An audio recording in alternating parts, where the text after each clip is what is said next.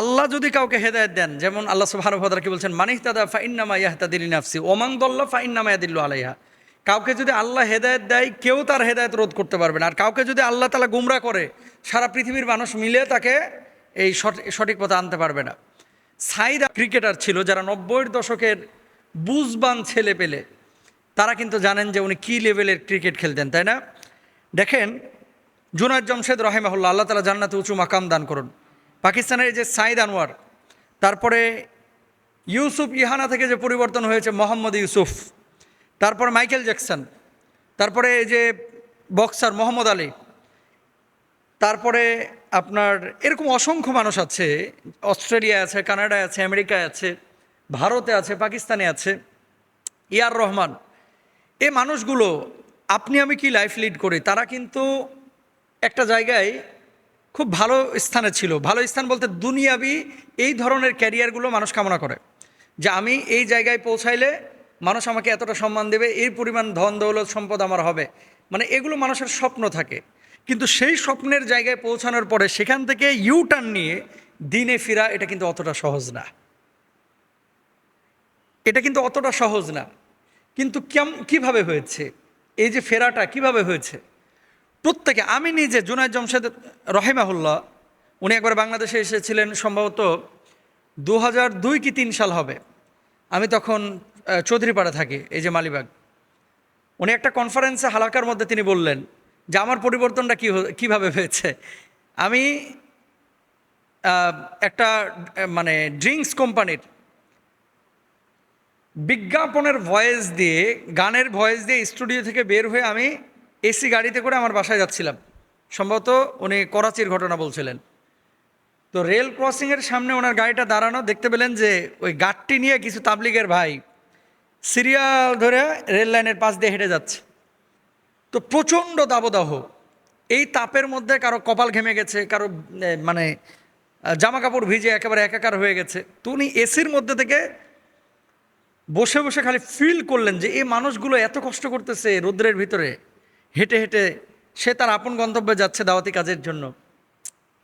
কি স্বার্থ আছে এখানে, কি প্রতিদান আছে এখানে? সেও তো মানুষ, আমিও মানুষ। ও যাচ্ছে আল্লাহর রাস্তায়, আর আমি যাচ্ছি কোন রাস্তায়?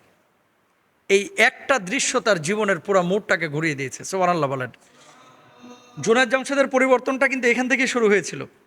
পরবর্তীতে যাই হোক, ওদের সাথে কথা বলেছে, ওরা ওনার বাড়িতে গিয়ে বসেছিল। মানুষকে যখন দিনের পথে আপনি প্রথমেই দাওয়াত দেবেন, শক্ত করে ইসলামকে উপস্থাপন করবেন না।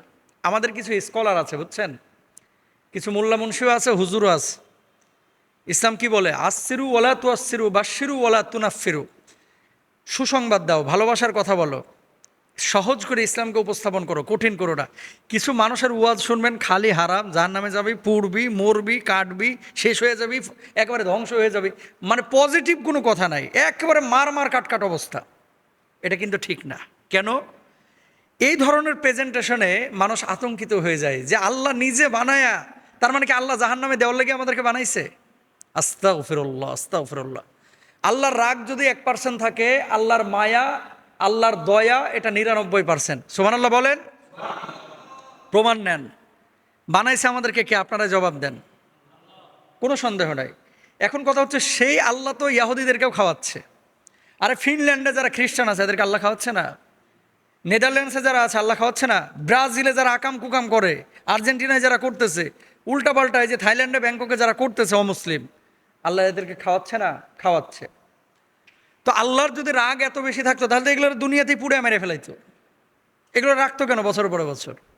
তার মানে কি, আল্লাহ সুবহানাহু ওয়া তাআলা মানে তিনি জাহান্নাম দিবেন, তিনি মানুষকে আযাব দিবেন, শাস্তি দিবেন, কিয়ামতের ময়দানে প্রতিদান দিবেন।